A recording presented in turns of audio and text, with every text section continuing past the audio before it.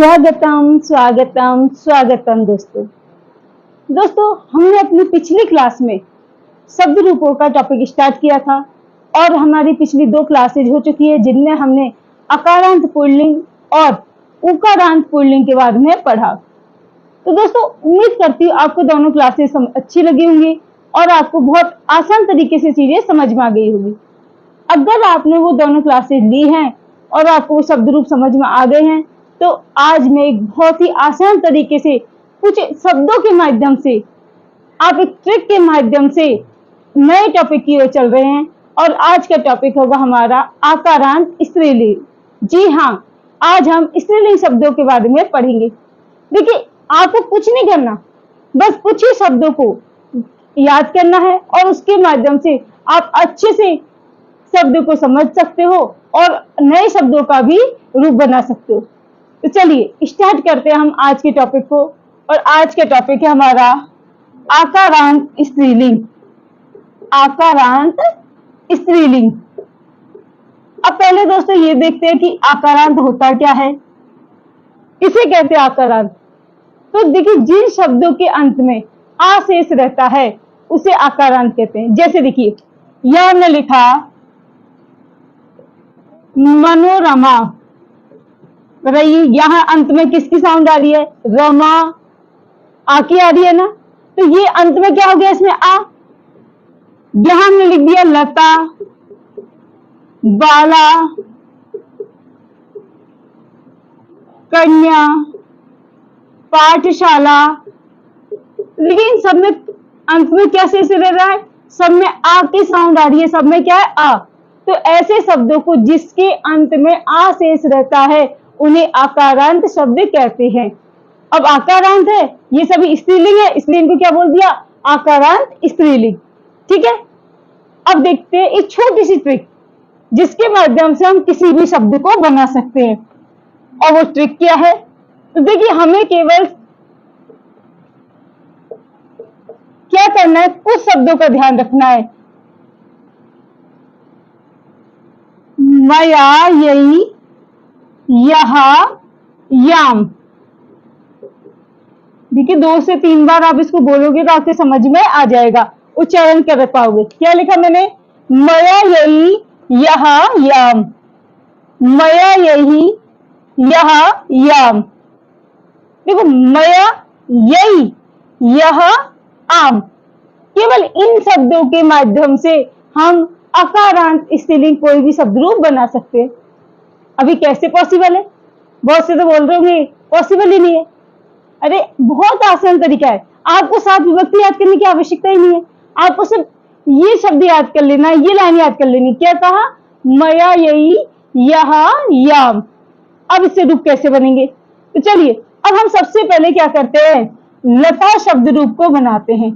कौन से शब्द रूप बनाएंगे? लता। लता कैसा है? आकारांत है। आ है कि नहीं पीछे? तो आकारांत शब्द है, इसी के रूप बनाते हैं। पहला हम यहां लिख देते हैं विभक्ति एकवचनम, द्विवचनम, बहुवचनम। देखिए दोस्तों, सबसे पहले हम किसके रूप बात कर रहे हैं? लता। तो प्रथमा विभक्ति में हमें बहुत आसान से बात करते हैं कि जब हम प्रथमा विभक्ति में लिखेंगे तो क्या हो जाएगा? यहां लता। अब मैं केवल आपको ये 7 विभक्ति बता दी आसान तरीके से, मतलब 7 विभक्ति का एक वचन हमको सीखना है। द्वितीय विभक्ति में क्या आ जाएगा? यहाँ लता लिखा और लता में हमने क्या, यहाँ क्या लिखा? मैं, तो मैं को जोड़ दिया, लताम। तृतीय, अब लता शब्द, लत शब्द यह है ना, यहाँ जाएगा लतिया। हमें ध्यान रखना है, देखो थोड़ा बहुत चेंजेस तो हमें ध्यान रखना पड़ेगा कि यहाँ हमने लता लिखा, यह लता में मैं जोड़ दिया। यहां जब आ जोड़ा, लतिया जोड़ा, या जोड़ेंगे तो क्या जाएगा? तो ऐसे आ की मात्रा हटा दी और शब्द क्या बना? लतिया। चतुर्थी, अब लता शब्द है, पीछे क्या है? यहाँ आई, तो हमने लिख दिया लता यही।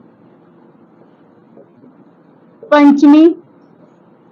अब क्या है या, तो देखिए लता यह। षष्ठी सेम चलती है, पंचमी और षष्ठी की सेम होती है, तो हम दोनों को लिख देंगे यहाँ पर लता यह। अब बात आई सप्तमी। सप्तमी, अब पीछे क्या बचा याम, तो क्या बन जाएगा लता याम। अब हम बात करेंगे संबोधन की। जो संबोधन को हम लिखते हैं तो देखिए संबोधन में हम हे लगाते हैं और लता की जगह हो जाएगा यहाँ लते, हे लते।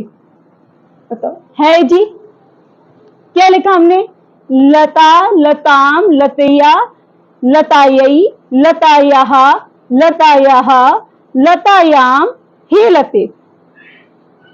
केवल क्या याद किया हमने, ये शब्द को। इससे याद करते ही हमें ये सारी चीजें आसानी से याद होगी। और देखिए किसी भी शब्द रूप में हमेशा जो प्रॉब्लम होती है ना, वो किसी भी विभक्ति के एक वचन में आती है। बाकी तो हमको सारे याद होते हैं, तो क्या याद रखना हमको, मयायई यह याम, मयायई यह याम। अब बात करते हैं द्विवचन की। द्विवचन में क्या आता है, लता, लते, लता। अब लते हो गया, बहुवचन में लताः। अब लताम द्विवचन सेम आ जाता है, तो लताम, लते, लताः।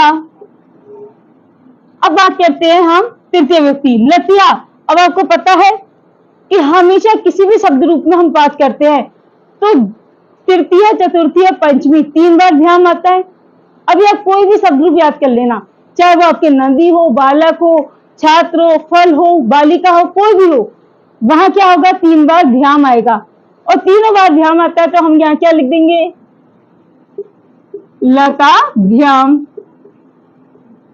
3 बार है तो तीनों बार लिख देंगे लता भ्याम, लता भ्याम। अब आया षष्ठी, लताया, तो क्या हो जाता है लतयोः। क्या बनेगा यहाँ पर लतयोः। और सप्तमी में भी सेम चलता है, तो दोनों में क्या हो गया लतयोः। और बात करते हैं जब हम संबोधन की, तो संबोधन में हे तो लगना कंपल्सरी है, और जो प्रथमा विभक्ति में जो रूप आया है उसी को लिख देते हैं। तो क्या आया यहाँ पर लते, हमने लिख दिया लते। बताइए हुआ क्या, याद रखा हमने, एक बार लते को याद रख लिया, लताभ्याम तो हमको याद ही है, और लतियोः। बताओ इजी है। अब बहुवचन की बात करते हैं तो हमें ध्यान रखना, अब देखिए लता 2 बार तो लता आ गया, अब आ जाएगा लता विहि। क्या हुआ लता विहि। इसमें आपको याद रखने वाली एक ही बात है कि देखिए अकारांत पुल्लिंग शब्द हो या नपुंसकलिंग शब्द हो, उन्हीं में हमारा आई लगता है और कहीं पर भी नहीं लगेगा। अकारांत पुल्लिंग और अकारांत जो नपुंसकलिंग शब्द होते हैं ना, उन्हीं के तृतीय विभक्ति में आई लगता है। जैसे रामई, फलई, बालकई लगता है, वहां आई लगेगा। आगे कोई भी शब्द होगा, उसके अलावा कोई भी शब्द होगा, वहां पर केवल क्या लगेगा भी लगेगा। इसलिए हमें ध्यान क्या रखना है, यहाँ क्या हो जाएगा लता भी। अब जब ध्यान 3 बार आया, पीछे क्या आता है भय आता है, वो 2 बार आएगा, तो बताइए क्या लिख देंगे हम, लता भय है। 2 बार है तो दोनों बार लिख देंगे लता भय है। अब लता में भय, जब भय लग जाता है तो क्या जुड़ता है, एक बार नाम जुड़ता है, षष्ठी में हमेशा नाम जुड़ता है, तो क्या लग जाएगा यहाँ लता नाम। और एक बार हम इसमें सु लगा देंगे, शब्द क्या बन जाएगा लतासु। और संबोधन का हे लता। देखिए इजी तरीके से हुआ। हमने क्या याद किया, सिर्फ इन 6 लाइन को, किसको, हमें सिर्फ इतना सा याद करने की आवश्यकता हुई। और क्या है ये मयायई यह याम, इन्हीं से हमारे पूरे शब्द बन गए। चलिए बोल के देखते हैं, लता लती लताः प्रथमा, लता मिलती लताः द्वितीया, लतिया लताभ्याम लता विहि तृतीया। लतायै लताभ्यां लताभ्यः तृतीया। सॉरी, चतुर्थी। लतयः लताभ्यां लताभ्यः पंचमी। लतायः लतियोः लतानां षष्ठी। लतायां लतियोः लतासु सप्तमी। हेलते हेलते हेलतः संबोधनम। अब देखिए, मैंने आपको पहले भी ये चीज बताई है, मैं आप वापस बता देती हूँ कि जब हम किसी भी विभक्ति को पढ़ते समय ये प्रथमा द्वितीय तृतीय जो पीछे पढ़ते हैं, वो केवल और केवल याद करने का एक माध्यम है, एक तरीका है। ऐसा नहीं है कि इनको पीछे बोला जाता है, नहीं, हमेशा विभक्ति पहले लिखी जाती है, लेकिन मैं उच्चारण के लिए, आसान बनाने के लिए हमेशा इसको पीछे कर देती हूँ। देखिए, कई लोग क्या होता है, हम पढ़ते हैं लता लता लती लतः, लताम लती लतः, लतिया लताभ्याम लताभिः। उंगलियों पे चल रहा है, लेकिन अगर हमसे गलती से भी एक उंगली आगे हो गई तो क्या होगा, हमारा गलत हो जाता है। इसी गलती को रोकने के लिए मैं हमेशा क्या करती हूँ, विभक्ति को पीछे बोलती हूँ, बिना काउंट के भी मैं आसानी से बोल पाती हूँ। कैसे बोलते हैं, देखिए, अब मैं कोई काउंट नहीं करूंगी, सिर्फ मैं विभक्ति पीछे बोलूंगी। लता लते लतः प्रथमा, लताम लते लतः द्वितीया, लतिया लताभ्याम लताभिः तृतीया, लतायै लताभ्याम लताभ्यः चतुर्थी, लतायाः लताभ्याम लताभ्यः पंचमी, लतायाः लतियोः लतानां षष्ठी, लतायां लतियो लतासु सप्तमी। हेलते हेलते हेलतः संबोधनम। अब देखिए, मुझे काउंट करने की आवश्यकता नहीं पड़ी, क्यों? क्योंकि मैंने विभक्ति पीछे बोली, और जैसे इसको पीछे बोलने से मुझे एक इंडिकेटर मिल जाता है कि प्रथमा मेरी कंप्लीट हो गई, तो अब मुझे कौन सी बोलनी है, द्वितीय। तो आप भी इस ट्रिक को फॉलो कर सकते हो। अब देखिए, यहां हमने केवल लता लिखी, इसी ट्रिक से हम कोई भी शब्द रूप बना सकते हैं। अब इससे देखिए क्या कर सकते हैं हम, रमा, वालिका, गीता, सीता, कन्या, किसी के भी रूप बना सकते हैं। इन सबके रूप इसी के जैसे चलेंगे, कोई परिवर्तन नहीं होगा। बस हमें क्या ध्यान रखना है, जो शब्द लिखने हैं उसको परिवर्तित कर देंगे। चलिए, एक और बना के बताती हूँ मैं आपको, जिससे आपको भी अच्छे से समझ में आ जाए।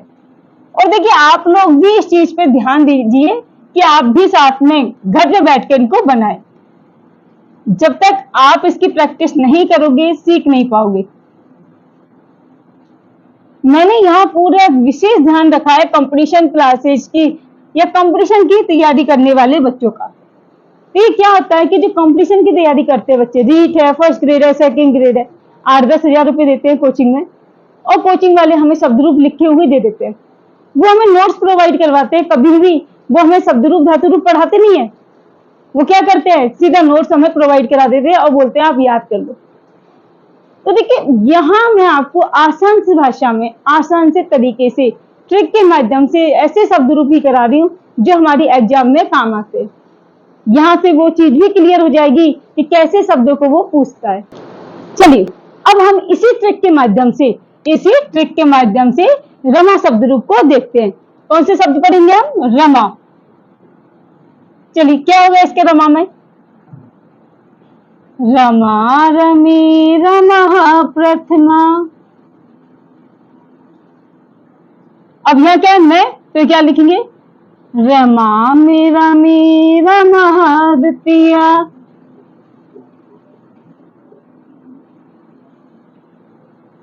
या है रमया रमाभ्याम,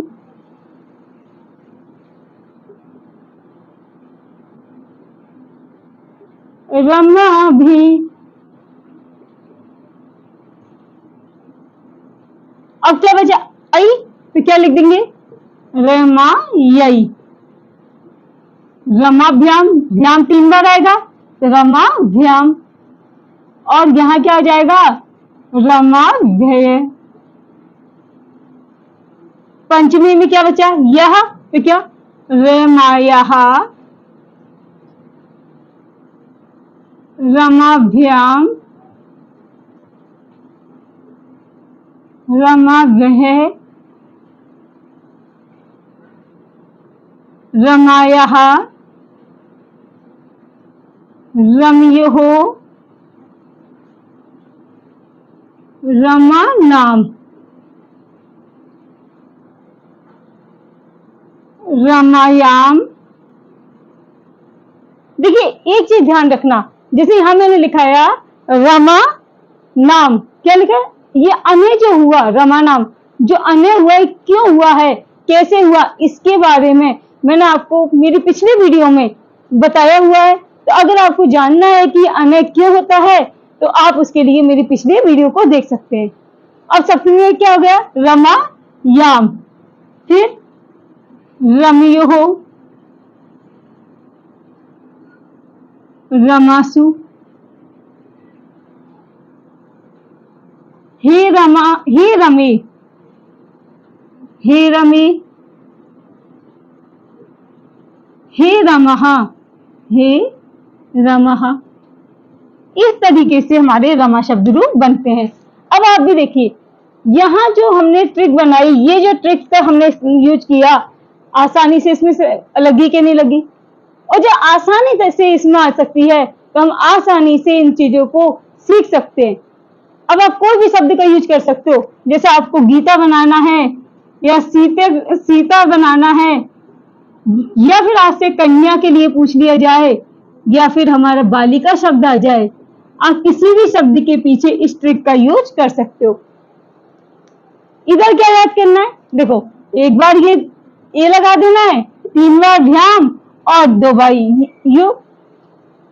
यहाँ शब्द में 2 बार विसर्ग लगा दिया, ये भी हमेशा आएगा। भी क्या होता है कि जब भी कहाँ आता है, अगर हम बात करते हैं अकारांत पुल्लिंग शब्दों की या नपुंसकलिंग शब्दों की बात करते हैं, किनकी, अकारांत पुल्लिंग शब्द या फिर नपुंसकलिंग शब्दों के जब हम रूप बनाते हैं, वहां तृतीय विभक्ति में केवल वही ऐ का प्रयोग होगा।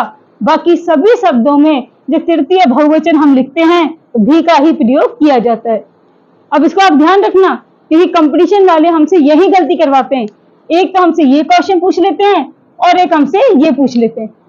यहाँ आ का लोप हो रहा है, इसलिए वो क्या करते हैं, हमें कंफ्यूज करने के लिए ऐसे क्वेश्चन पूछते हैं।